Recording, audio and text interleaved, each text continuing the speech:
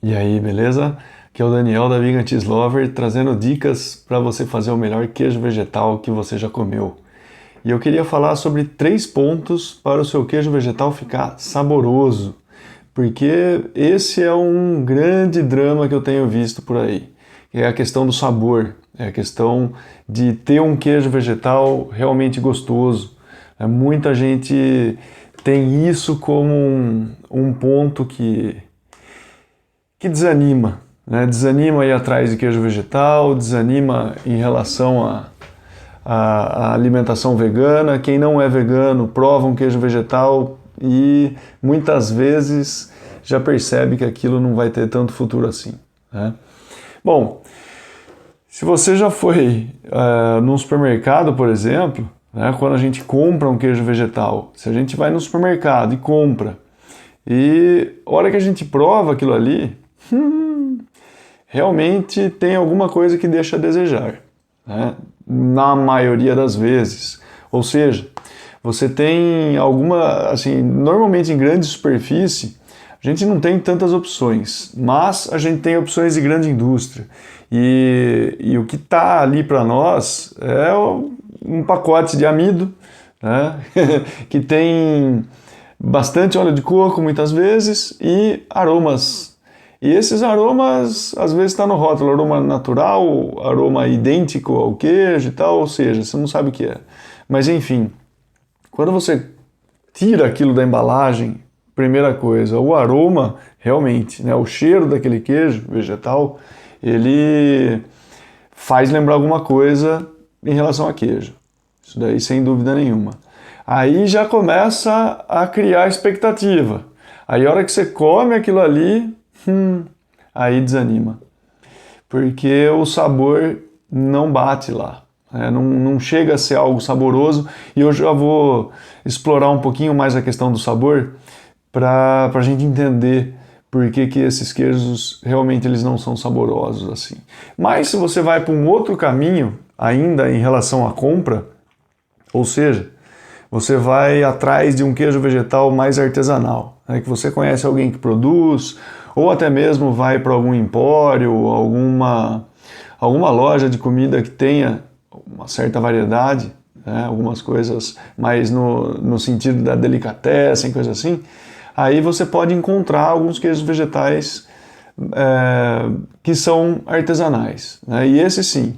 Aí de repente você investe nesse queijo, a hora que chega em casa vai comer e pode ser bem surpreendido, né? No bom sentido. Pode ter uma boa surpresa, porque realmente aquilo lá pode atender às suas necessidades. Porém, aquela peça que você vê não vai durar muito, né? Primeiro porque você quer consumir aquilo, né? Fazia tempo que não achava algo tão bom, vai consumir, vai acabar logo e você vai fazer a relação com o preço que você pagou. Então, aí você fala, poxa, mas paguei esse tanto para ter esse queijo vegetal, sim, estava gostoso, mas também, né? Porque se você quer ter pelo menos um substituto ao queijo no seu dia a dia, como é que vai fazer? E a resposta é justamente essa: fazer, ou seja, é você fazer o seu próprio queijo vegetal. Né? E é aí que a gente vai, assim, pode ter, não vai. A gente pode ter um problema que é em relação ao sabor. Você tentar fazer alguma coisa, não vai ficar saboroso, e aí abandonar o projeto e, enfim. Se você é uma pessoa que tem alguma intolerância à lactose, aí o problema é maior ainda, porque não tem saída. Para quem acabou de se tornar vegano ou está pensando em se tornar vegano e se depara com isso, faz uma primeira tentativa e não sai lá essas coisas, muitas vezes pode abandonar até esse projeto no meio do caminho e voltar a comer queijos tradicionais. Então, esse acaba sendo um grande problema, né? A gente não encontrar aquele sabor que a gente está buscando. E para explorar um pouco isso, inclusive falar desses 3 pontos que podem deixar o seu queijo vegetal mais saboroso, justamente a gente precisa entender o que é o sabor, tá? Então, assim, em linhas gerais, o sabor ele é uma sensação que é exercida por algumas substâncias em nosso paladar, tá? Em nossos receptores que a gente tem de sabor. Tá? Então, na nossa boca, e é um complexo, na verdade, né? Boca e nariz formam esse grande complexo que vão entender algo que vai ser chamado então de sabor, que é essa sensação, né? Então, o sabor ele pode ser atrelado a uma sensação.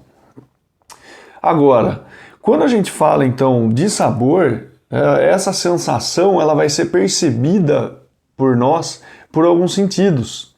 Então, a gente vai ter o nosso paladar envolvido, o nosso aroma, o olfato, na verdade, não o nosso aroma, mas o nosso olfato vai estar envolvido nisso, e também o nosso tato, ou seja, são esses 3 pontos que na verdade vão entender o que é esse sabor. Quando a gente fala de paladar, o nosso paladar, ele tem sim uma participação muito importante nisso, mas não vou falar que é a mais importante, sem chance de entrar nessa conversa de ver qual que é mais importante. Mas, de qualquer forma, o nosso paladar, ele tem uma participação muito importante, que é ele que entende, pelo menos a ciência nos trouxe isso, que ele entende 5 gostos que são básicos. Então o nosso paladar é responsável pelo gosto. Então veja que gosto e sabor a gente pode estabelecer uma diferença, tá? Porque o sabor ele envolve outras coisas nas quais o gosto faz parte. Ou seja, para a gente falar de sabor, a gente tem gosto, tem aroma e vai ter a textura. Então a gente tem esses 3 componentes para o sabor. Então um deles é o gosto. E quando a gente fala de gosto básico, nas nossas aulas ali de primário, talvez, de ensino fundamental, alguma coisa assim, foi apresentado para a gente um mapa da língua, que a gente tem lá uma área para entender o doce, outra o salgado, outra o azedo, outro o amargo. Uma grande mentira que contaram para nós, mas também até que os livros fossem atualizados, isso daí levaria tempo. Mas o fato é que hoje em dia a ciência ela tem para nós não só 4 sabores, mas 5, e tem até um 6º que está sendo colocado aí. Enfim, esse daí, por estar ainda muito, muito novo em termos de experimentação, nem vou falar dele, mas é o start, ou o o gosto de amido. Isso aí depois vocês podem procurar para ver um pouco melhor, mas enfim.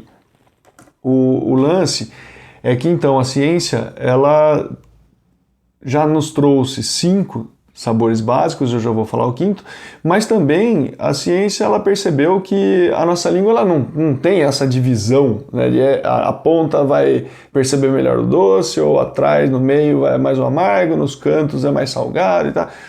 Não tem disso, porque os nossos receptores eles estão espalhados por toda a língua. Tá? Mas esses sabores sim, a gente tem condições de detectar eles muito claramente. E o 5º sabor, que na verdade assim, ele já havia sido enunciado na primeira década do século XX, ou seja, 1900 e tanto, 1908, se não me engano. Teve um cientista japonês que falou desse 5º sabor, que é desse 5º gosto básico, que é o umami. Tá? Só que só em 1985 que foram realmente acreditar no cientista japonês e falar, não, verdade, está estabelecido isso, então vai ser o sabor umami, vamos reconhecer o gosto umami, vamos reconhecer ele enquanto um 5º gosto. Tá? Esse gosto umami, ele pode ser traduzido como a essência da delícia, ou a explosão de sabores, ou aquela coisa que é super gostosa, que inclusive enaltece os outros sabores, faz uma composição, na verdade. Então, o umami, ele tem alguns componentes que são principais para que a gente possa sentir isso. E são, na verdade, alguns aminoácidos, né, em especial o aminoácido glutamato, né, e é através dele que a gente vai ter um produto químico depois, né, o glutamato monossódico, mas isso daí é feito, né? O interessante é que a gente tem alguns alimentos que contêm naturalmente esse aminoácido glutamato, e a levedura nutricional é um desses. Tá? Por isso que muitas receitas de queijo vegetal a gente vê algumas colheres de levedura nutricional, porque vai enaltecer o sabor, vai dar esse toque de delícia no queijo vegetal. Tá? Não necessariamente que tenha gosto de queijo, porque isso aí eu já também não afirmaria isso agora. Mas, além do aminoácido, alguns nucleotídeos, eles também são muito importantes para ter essa composição desse sabor, né, desse gosto do umami, né, o glanilato e a inosinato. Né, e o inosinato são os dois nucleotídeos principais que, juntamente com o glutamato, eles formam essa tríade, né, dos principais componentes do umami. Então, quando a gente fala desses gostos, né, a gente precisa ter um equilíbrio nisso daí, tá? Primeiro ponto. Mas um ponto importante é que a gente não tem só a questão do gosto para o sabor, portanto, como eu falei, o aroma ele também está envolvido, né, e muitas vezes o aroma ele está sendo desprendido de tudo que compõe um alimento, né? São normalmente compostos mais voláteis que a gente consegue sentir com o nosso olfato.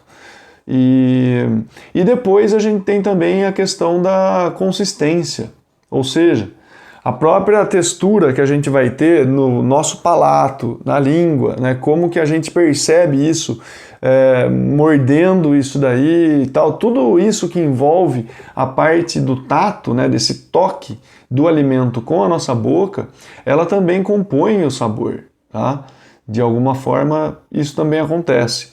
Agora, aí que vem a grande questão, né? Então, por que em casa muitas vezes não fica um queijo vegetal saboroso?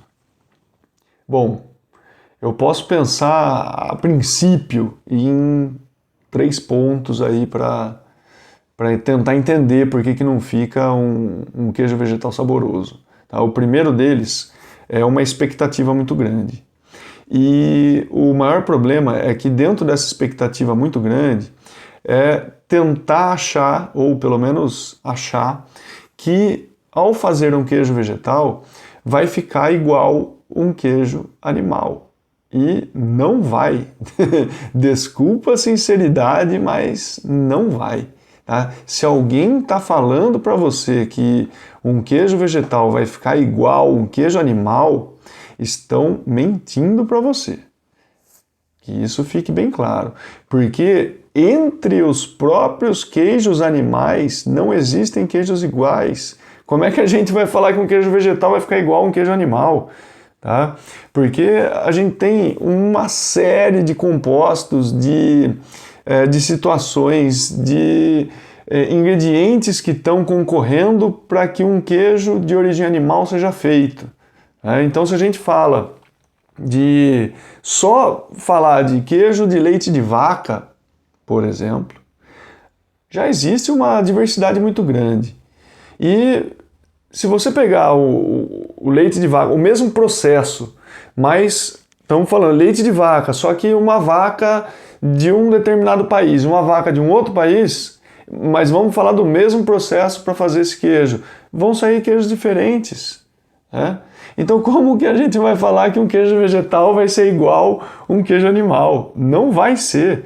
E se você está produzindo um queijo vegetal com essa mentalidade, jamais você vai entender um queijo vegetal saboroso. Por mais que o seu queijo vegetal ele tenha sim ficado saboroso. E existe essa possibilidade, né, uma possibilidade muito vasta de a gente ter muitos queijos vegetais saborosos. Mas se você está na sua cabeça, você está entendendo que o sinônimo de saboroso é gosto de queijo animal, então nada vai ser saboroso.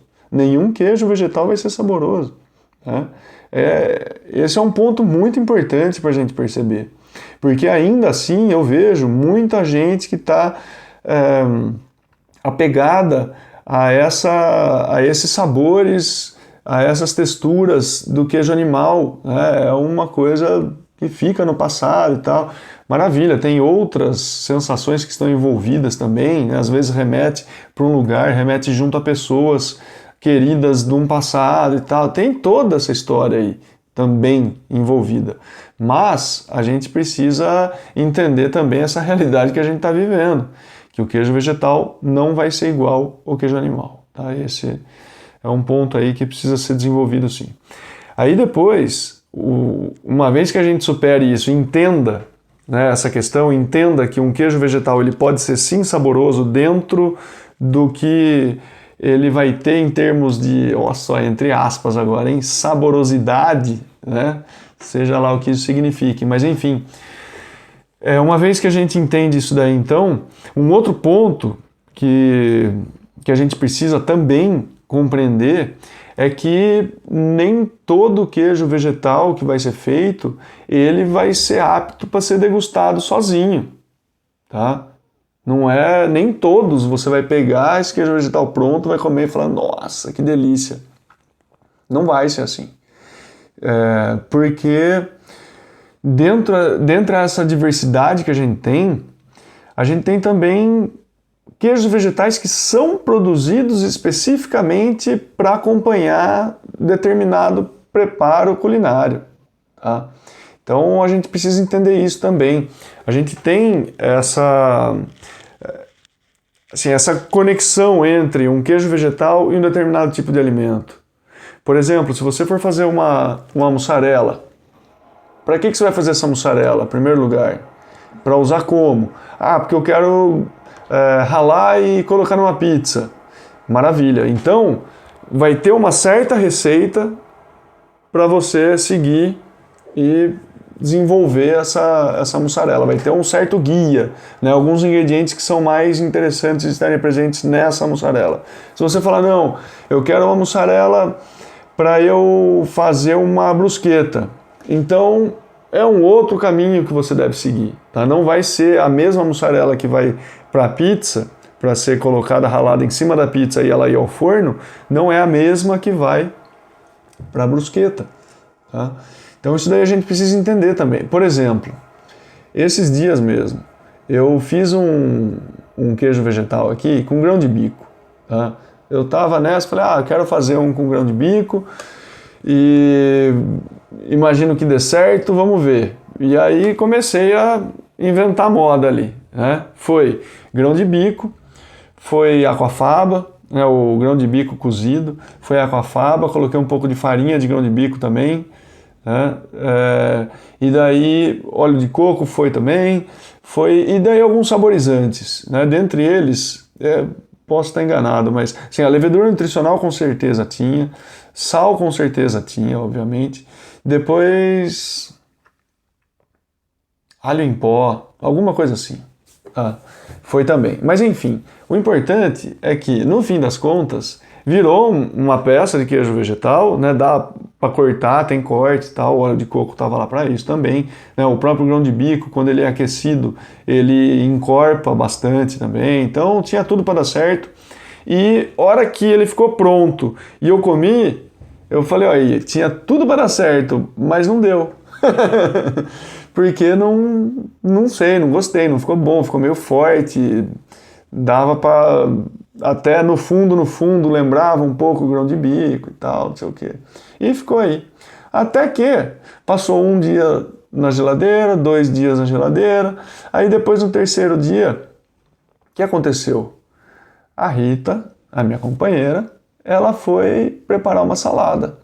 E daí nessa de preparar a salada, e pega uma coisa, pega outra, pega outra, pega outra, ela viu aquela coisa ali, ela falou, bom, tá aí parado, vai para salada. Cortou em cubinhos e foi para salada. E aí eu temperei essa salada, tal. Quando a gente estava comendo a salada, a hora que vinha uns pedaços desse queijo vegetal, nesse composto todo de, estamos falando, tinha alface, tinha rúcula, tinha tomate, tinha cebola, tinha umas pontas de aspargo e tal, essas coisas assim, e esse pedaço de queijo vegetal. Quando comia isso daí, tudo temperado ali e tal, e vinha esse queijo vegetal, era outra conversa, mas era completamente diferente do que estava acontecendo comendo ele sozinho, tá? E mudou assim do 0 para o 100. Então, era o queijo vegetal certo no lugar errado no primeiro momento que eu estava comendo, né? Mas depois ele foi para o lugar certo e ficou fantástico, tá? E incorporou muito bem os sabores, ficou maravilhoso. E até o fato, né, de colocar azeite, colocar vinagre e tal, e mexer tudo ali, e esse queijo vegetal ele ficar meio lambuzado no azeite, ter uma umidade um pouco maior, ficou excelente, tá? Bem melhor do que comer ele sozinho. Então, a gente não pode também esperar que tudo que a gente for fazer e já experimenta e fala, ah, não ficou bom, e aí desanimar. Não, a gente precisa primeiro, o que eu falei, primeiro ver para onde que ele vai, né? Eu vou fazer isso para comer com o quê? Com tal coisa, maravilha. Então vamos testar já com essa coisa. Né? Se é para pôr no sanduíche, já vamos fazer um sanduíche, colocar o queijo vegetal ali e tal, colocar o que mais tem que pôr e comer tudo junto. E daí sim tirar essa conclusão se realmente está saboroso ou não. Tá? Esse é um segundo ponto.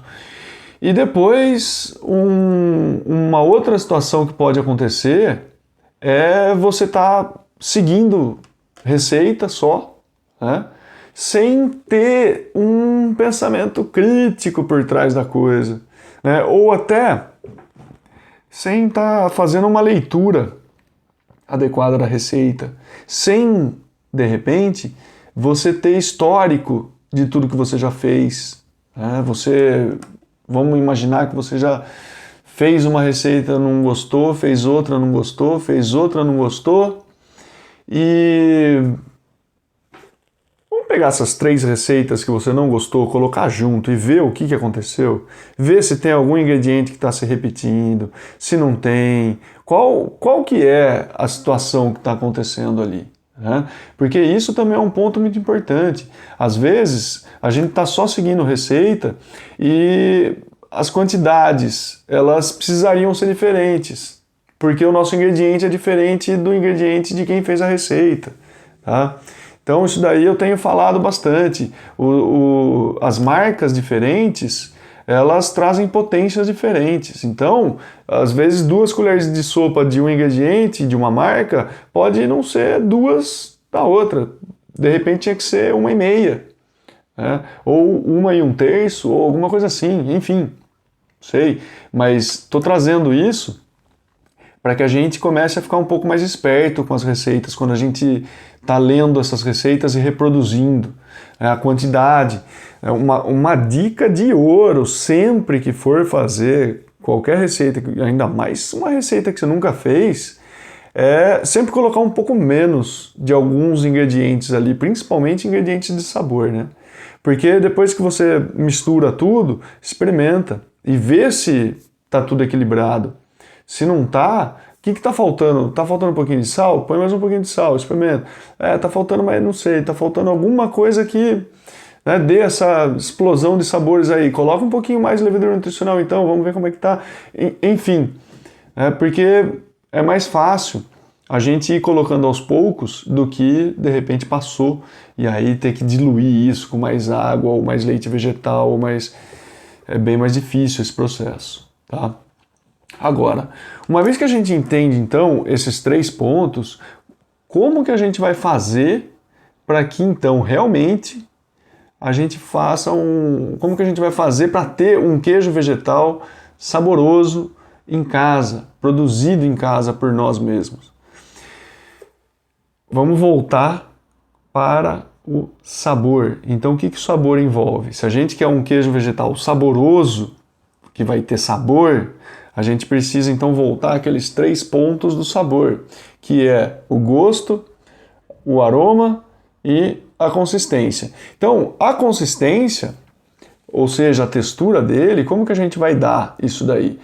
Isso daí se dá pelos principais ingredientes, né? Pelos ingredientes que têm maior quantidade normalmente na receita, ou seja, os ingredientes que compõem a base do seu queijo vegetal. Tá? E aí a gente precisa prestar atenção, porque depende também da consistência que a gente quer, depende da textura que a gente está buscando. Normalmente, algo que, e agora eu começo a falar em aproximação, né, de queijo tradicional. O que mais vai se aproximar de um queijo tradicional é aquela percepção de algo um pouco mais liso, né, que tem uma cremosidade mais lisa, sem grumos, sem grânulos, né, e que tenha um certo aporte de gordura, que seja um pouco mais gorduroso, porque normalmente os queijos tradicionais eles são, né, gordurosos. Uns mais, outros menos, mas todos eles são.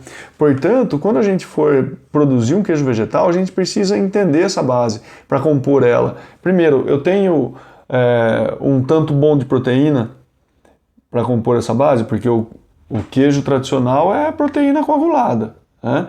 Então a gente precisa ter a estrutura pensada também em proteína.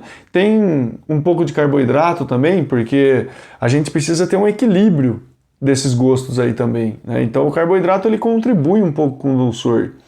Eu tenho lembrança ainda que vaga, né?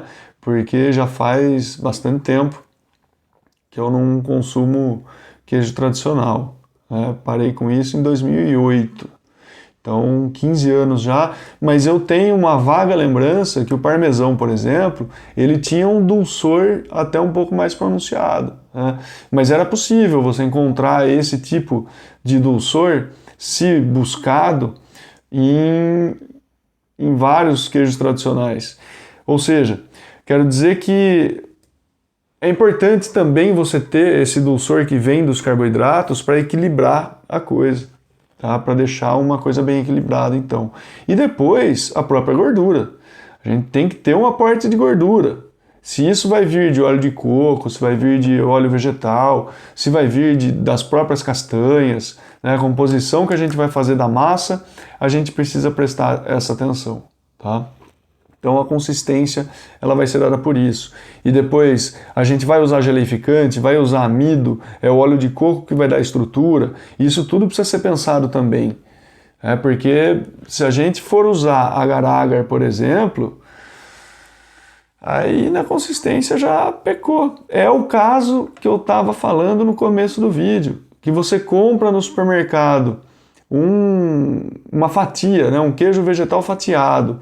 Você abre aquele aroma, opa, isso aqui tá interessante. Aí a hora que você come, você fala, deixou a desejar. Por quê? Porque primeiro a textura já não agrada. Tá? Sei lá o que é, o que parece aquilo lá, mas parece qualquer coisa que não um queijo tradicional. Então a própria textura, que está baseada em amido e óleo de coco, não vai agradar. Então já caiu por terra. Agora, depois os outros 2 componentes, eles estão muito ligados, né? A questão do gosto e do aroma, tá? Então, como que a gente vai trabalhar isso daí? O aroma, ele, como eu falei, né, ele acaba tendo compostos voláteis e que se desprendem dos ingredientes que estão no produto, certo? Portanto, os ingredientes que você vai colocar ali na sua mistura, eles vão ter, eles que vão ter esses compostos que vão ser desprendidos depois. Mas de qualquer forma, os ingredientes de sabor, e obviamente a gente precisa ter o equilíbrio, de novo falando de equilíbrio, pelo amor de Deus, mas a gente precisa. Mas esses ingredientes de sabor a gente precisa escolher bem. E se a gente escolher os ingredientes que têm aqueles nucleotídeos, aquele aminoácido que formam o umami, e disso entra a levedura nutricional, como eu falei, entra cogumelo em pó, entra alho em pó, o miso, enfim, a gente tem alguns elementos, o próprio tomate tem bastante disso também. Então, utilizar esses ingredientes, aí já estamos num caminho, né, que pode ter sucesso, tá? Mas há outros compostos também e que dificilmente a gente vai conseguir introduzir no nosso queijo vegetal, mas são compostos que são produzidos por micro-organismos, que esses sim a gente pode colocar no nosso queijo vegetal. Ou seja, a gente pode introduzir micro-organismos no queijo vegetal intencionalmente para que esses micro-organismos transformem essa nossa base, transformem esse nosso produto e eles produzam compostos que vão nos agradar e muito. E aí eu estou falando principalmente de ácidos orgânicos e também de algumas enzimas que vão quebrar, de repente, cadeias de proteínas e liberar aminoácidos, dentre eles glutamato. Ou seja, em outras palavras, eu quero dizer que a fermentação ela vai trazer benefícios incalculáveis para o nosso queijo vegetal no que diz respeito ao sabor. E isso daí, não sei se vocês já chegaram a fazer um pequeno teste. Consumir um queijo vegetal que não foi fermentado e um queijo vegetal que foi fermentado, lado a lado. Experimenta não fermentado. Experimenta o fermentado. Olha, pode ser que o não fermentado ele tenha realmente uma gama de sabor ali e tal, que você vai falar, não, ele até tá gostoso. Mas o fermentado, ele tem uma complexidade, ele tem uma profundidade de sabores. E sabe por quê? Porque o queijo tradicional, ele é fermentado. Ele é fermentado com esses micro-organismos. Ou seja, a gente está falando de bactérias láticas. A queijaria tradicional usa bactérias láticas para fermentar o leite, tá? O coalho do leite. E a gente, para a produção de um queijo vegetal, a gente pode usar também as bactérias láticas para isso. E aí, se lá eles usam bactéria lática e a gente também usa, e a gente vai ter a produção do ácido lático, que é a produção que tem também para o queijo tradicional, e o que mais dá sabor, né, vem dos micro-organismos, esse talvez seja um grande caminho a percorrer para que a gente tenha, então, queijos vegetais bem saborosos. Até a próxima!